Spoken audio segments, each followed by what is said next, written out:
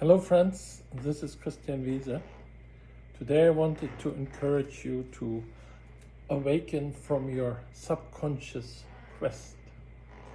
Wanted to start out the presentation by alerting you to a video that Michael Singer put out.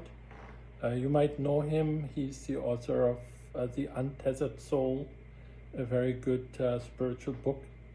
And he had a little video which he called "What Do You Really Want?" I will put the link into the comment section. I can look at it if you like.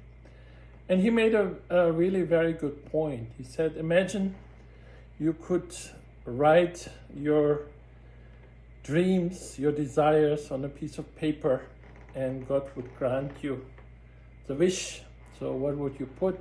Maybe living with your soul partner, maybe a big house and money, good health, perhaps good looks. Maybe you aspire to have a mission and success, or perhaps you are willing to admit that you also go for name and fame. And then imagine that God has a conversation with you and says to you, well, you can have all that, but I can, given that I can look into the future, I can guarantee you that you will still not be happy.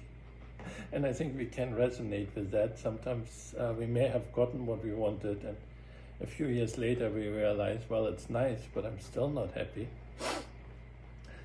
And he says, so what do you really want? And then when you really go into it, you will realize, well, what I really want, I want to be happy. I want to be fulfilled. I want to feel alive moment by moment. So I would say to that, it is not wrong to desire. We cannot help desiring. We cannot negate what we desire. It's like cutting into the life force. And it may well be that it's actually necessary that we aspire to get what we want. A very good example in that direction is Eckhart Tolle, who has in the meantime become some sort of a gold standard in the spiritual community. And even he has admitted, I remember seeing the video where he said, after awakening, there was just that drive in me to write The Power of Now.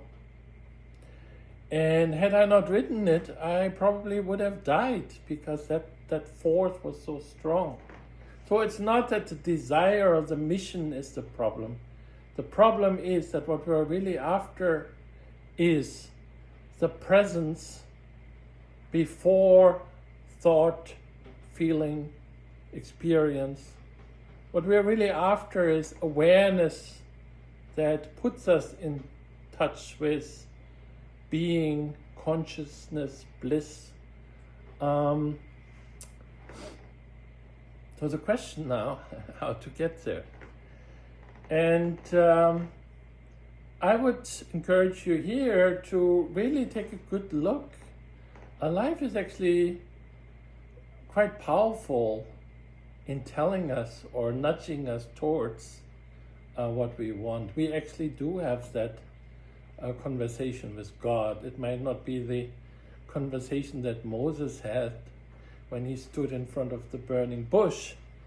But definitely, every day we have those conversations with people, and they suddenly say something and we realize, this is really right.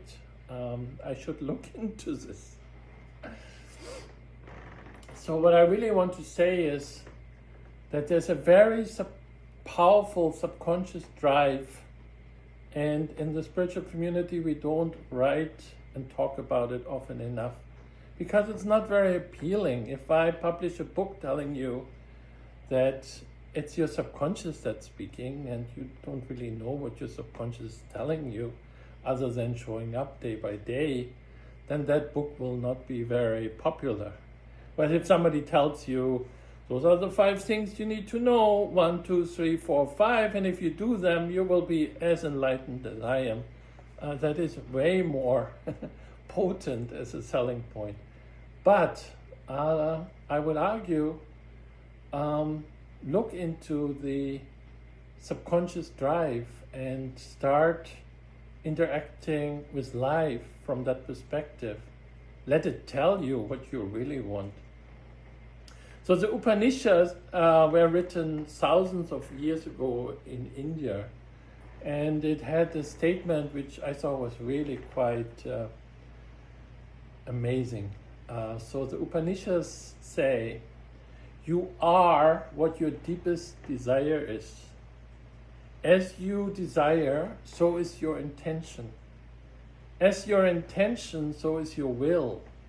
As your will, so is your deed. And as your deed, so is your destiny.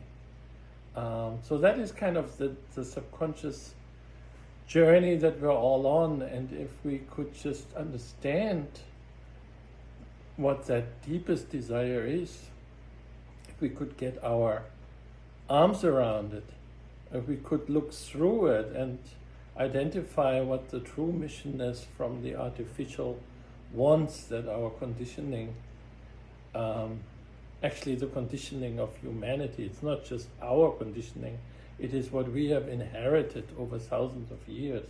If we could just look through that and go for the gem, the spiritual gem, the quest would be over today. As Schopenhauer puts this idea into one pithy sentence, he says, man can do what he wills, but he cannot will what he wills. So again, you have to take that deepest desire, not necessarily for granted, but you have to accept that at that moment it is you, until you have gotten your arms around it. So what exactly is it that I get out of this presentation? Well, number one, show up in life. The body-mind-world matrix has been created to help us understand that deep-rooted desire and break free from it. Number two, express your God-given talents, very much like Eckhart Tolle had to write The Power of Now. I probably today have to show you this video, and you will have your own mission points that you need to fulfill in order to become aware of that presence that is before thought, feeling, experience. Awaken to the inner pain body and dissolve it. It's a big part of the quest. Understanding that that we have some glasses on that are distorted, and often they're driven by the pain that we experienced in the past. So it's either the desire, hoping for the future, or it's the pain of the past. It's one of the two. And looking into those pain bodies and dissolving it, it is possible. Face all your obstacle and inner conflicts and let life resolve them. Don't be upset if an inner conflict hits you. It is there to help you get yourself out of the way. And lastly, enjoy the detective work, enjoy the manifestation, enjoy the ride. I don't think, and some people here might disagree with me, I don't think it's our job to create heaven on earth. I think that's God's job. What our job is to really awaken from this subconscious quest that we were on. All right, thanks for listening in. Until next time, bye.